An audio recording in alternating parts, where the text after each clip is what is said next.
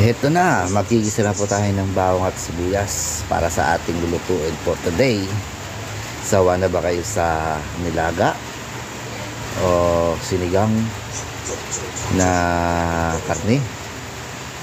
At ito, subukan nyo ngayon itong bagong recipe o bagong pagluluto kung paano magluluto. Andito po yung ribs na binili sa palengke.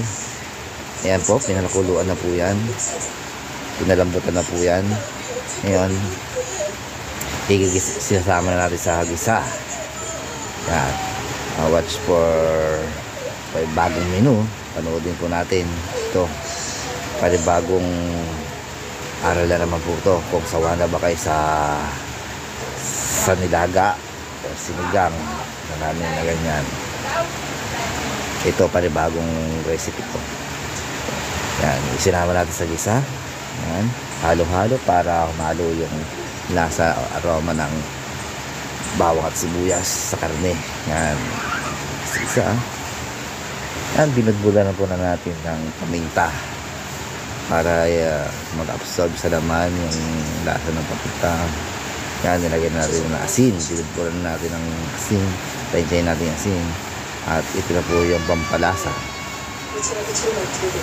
Yan guys, halo-haloin po natin ulit. Ganyan, halo-halo para yung pantay ang lasa. Yan, para kumapit sa laman yung mga nilagay natin pampalasa. Yan guys, pagkatapos ating halo-haluin, at yan, lalagyan na natin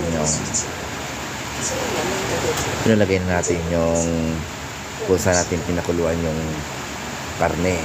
Lagyan muna natin ng toyo pala. Yan, toyo. Yan. Toyo muna.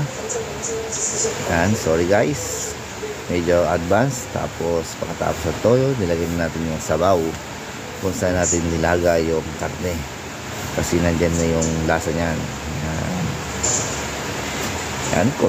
At pagkatapos natin ilagay, yan po, tatakpan na natin hanggang sa hintayin natin siyang kumulo. Halo-halo mo ng konti. Ayan po, kasi ang tradisyon ng Pilipino kung paano magluto. Ayan, kumulo ng konti, nilagyan natin ng konti ng sukan sa mga gusto nito. Ayan, panuorin nyo po guys. Nilagyan na sukan, ilalagay na natin ng suka para medyo masim guys.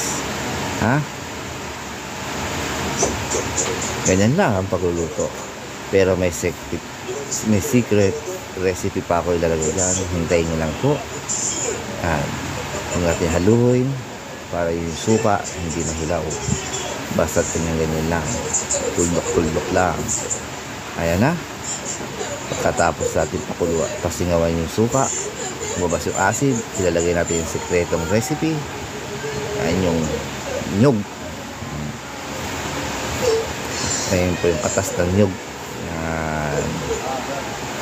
Ayan guys. Pagkatapos nyan, hintayin na natin kumulo. At yan ay luto na. Pinigyan pa natin ng konting pampagawa po, siling haba. Ayan. Hintayin na natin siyang lumapot at kumulo ng kumulo. Ayan guys, may konting aral, may konting natutunan. Simpleng-simple lang, may ulam ka lang masarap sa pananghalian. Happy Sunday guys! What's up?